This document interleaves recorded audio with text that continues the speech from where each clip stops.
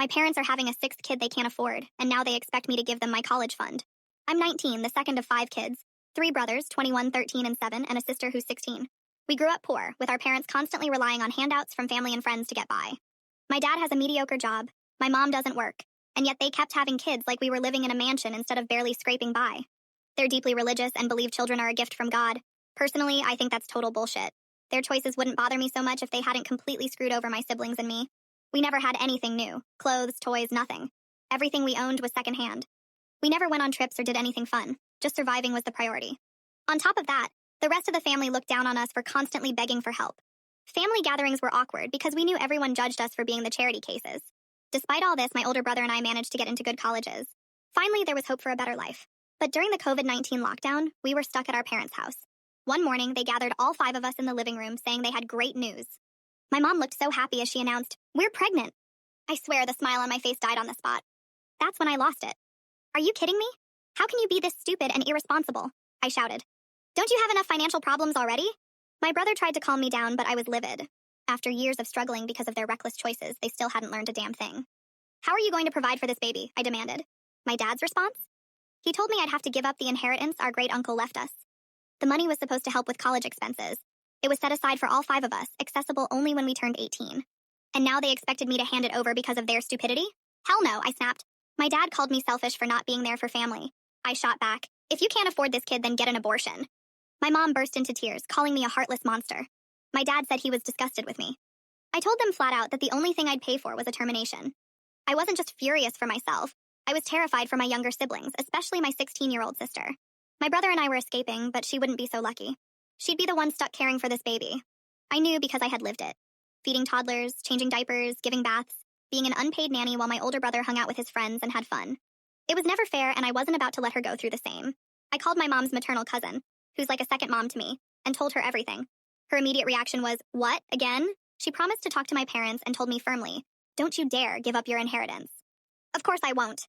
I also reached out to 2 of my cousins, including one who's an accountant, hoping they could knock some sense into my parents about the financial burden of having another child. I had originally planned to stay with my parents until the lockdown eased, but my mom's constant nagging and guilt-tripping finally became unbearable.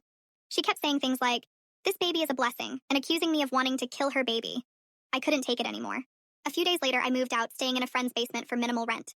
About a week ago, my mom's cousin paid them a visit to try and reason with them.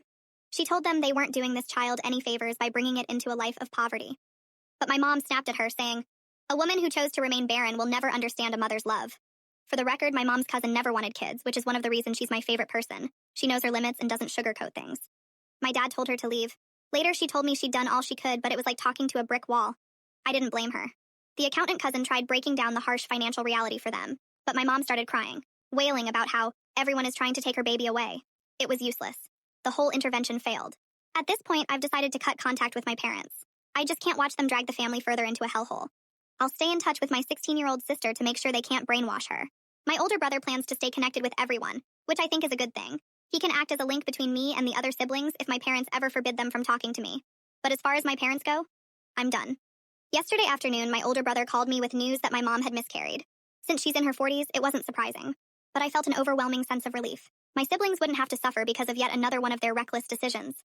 My sister wouldn't be forced to give up her inheritance, and I wouldn't have to step in to fix their mess again. My brother told me mom hadn't stopped crying and asked if I could move back in for a while to help comfort her. I refused. I was done with the drama, and my college would be reopening in a few days anyway. Still, out of courtesy, I agreed to visit her briefly.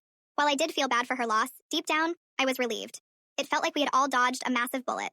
That evening, I went to my parents' house and brought chocolate chip muffins, mom's favorite, as a peace offering. When I arrived, my sister let me in and told me mom had been in bed all day. After greeting my dad, I went into their bedroom. Mom was sitting up, looking miserable. I placed the muffins on the nightstand and told her I was sorry for her loss. She stared at me with pure hatred. Then, without warning, she grabbed the muffins and threw them at me. "You killed my baby!" she screamed. "It's your fault I miscarried. You wanted this. You must be glad." She didn't stop there. She called me a witch, accusing me of cursing her. Her shouting brought everyone into the room. My dad backed her up, saying my cruelty had caused her stress and led to the miscarriage. I told him that was a ridiculous and unfair accusation. I reminded them that miscarriages are common at her age, but they didn't care. They just needed someone to blame, and that someone was me. Mom yelled at me to leave, so I did. Before I left, I hugged my siblings goodbye and told them to stay strong. My older brother will keep in touch with everyone and update me on how my siblings are doing. As for me, I'm done with my parents. I've spent enough of my life dealing with their stupidity. I can only hope they won't try for another kid, but if they do, I won't be there to clean up the mess.